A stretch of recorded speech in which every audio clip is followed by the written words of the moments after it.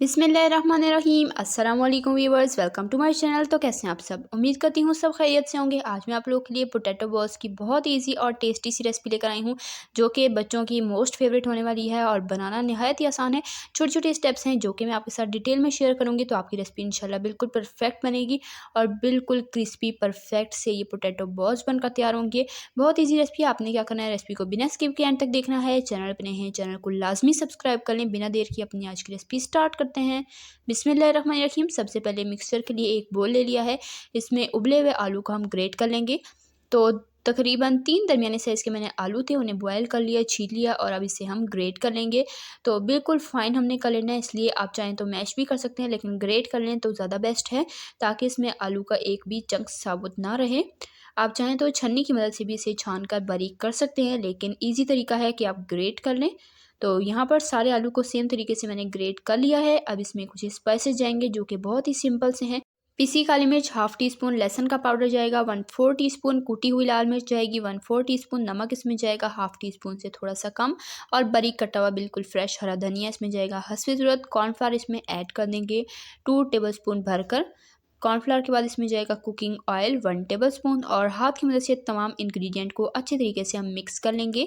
तो इसमें आपने नमक और मिर्च अपने टेस्ट के अकॉर्डिंग ले सकते हैं, आप जितनी आपको पसंद हो। अगर बच्चों के लिए बना रहे हैं तो आप कुटी लाल मिर्चों को स्किप भी कर सकते हैं, और नमक मिर्च आप अपने टेस्ट के अकॉर्डिंग ले सकते हैं। मैंने बिल्कुल परफेक्ट रखा था। अगर आपको ज़्यादा चटपटा पसंद है तो आप ज़्यादा भी ले सकते हैं।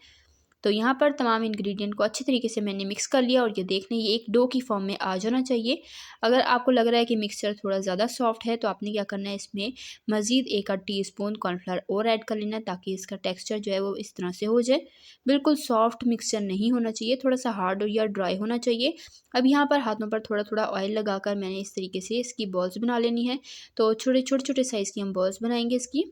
तो इस तरीके से पहले अच्छे तरीके से हमने हाथ में इसे प्रेस करना है, और उसके बाद दूसरे हाथ की मदद से हथेली पर इस तरह से रोटेट करते हुए हम इसकी बॉल्स बना लेंगे। तो सेम तरीके से सारी की सारी मैं बॉल्स यहाँ पर बनाकर तैयार कर लूँगी।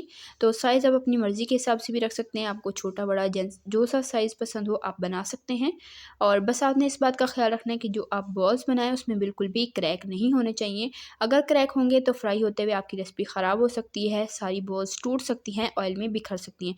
अगर आपको लग रहा है कि क्रैक हैं, तो आप इसमें मज़ीद कॉर्नफ्लावर थोड़ा सा ऐड कर लें, और अच्छे से स्मूथ करते हुए आपने इसे रोटेट करते हुए हाथों की मदद से बॉल्स बनानी है, ताकि इसमें क्रैक्स ना बने। तो मेरे हिसाब से कॉर्नफ्लावर बिल्कुल परफेक्ट था, 2 टेबलस्पून बिल्कुल परफेक्ट रहेगा। अब यहाँ पर ऑयल को मैंने अच्छे से गर्म कर लिया था। अब इसमें एक एक करके सारी बॉल्स ऐड कर दूँगी, और इसे मीडियम फ्लेम पर फ्राई करना है। हाई फ्लेम होगी, ऊपर कलर आ जाएगा और ये अंदर तक अच्छे से कुक नहीं होंगी, और अंदर से ये थोड़ी सॉफ्ट रहेंगी। इस वजह से हमने यहाँ पर मीडियम फ्लेम पर इसे कुक करना है। तकरीबन 3-4 मिनट तक मैंने कुक किया है, बिल्कुल भी चम्मच नहीं चलाया। जब ये अच्छे से सेट हो जाएँ, थोड़ा सा कलर आने लगे, तब आप एक दफ़ा चम्मच चला दीजिएगा। इसकी साइड चेंज कर लें, ताकि सारी बॉल्स इवन ब्राउन कलर की हो जाएं।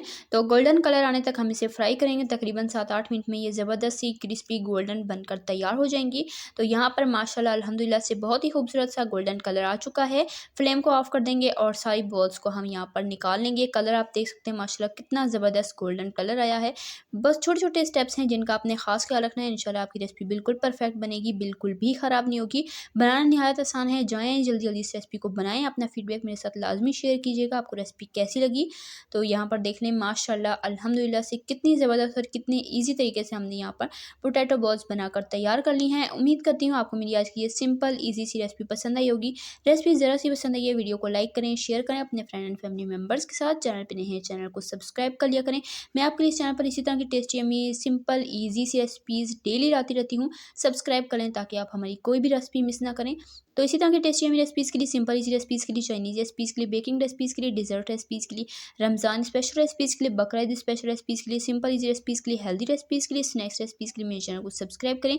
मैं आपके लिए इस चैनल पर इसी तरह की टेस्टी यम्मी रेसिपीज़ डेली लाती रहती हूँ। सब्सक्राइब कर लें, ताकि आप हमारी कोई भी रेसिपी मिस ना करें और सबसे पहले आप तक नोटिफिकेशन पहुँचे। तो अपने बच्चों के लिए ये रेसिपी आपने लाजमी ट्राई करनी है, यकीन करें उन्हें बहुत ही पसंद आएगी। तो देखें, ऑयली भी बिल्कुल नहीं है और बहुत ही परफेक्ट बनकर तैयार हुई हैं। तो इंशाल्लाह फिर मिलेंगे नेक्स्ट मज़ेदार सिंपल और इजी सी रेसिपी के साथ। तब तक के लिए अल्लाह हाफ़िज़। अपना रखिएगा ढेर सारा ख्याल, और मुझे अपनी दुआ में याद रखिएगा। अल्लाह हाफ़िज़।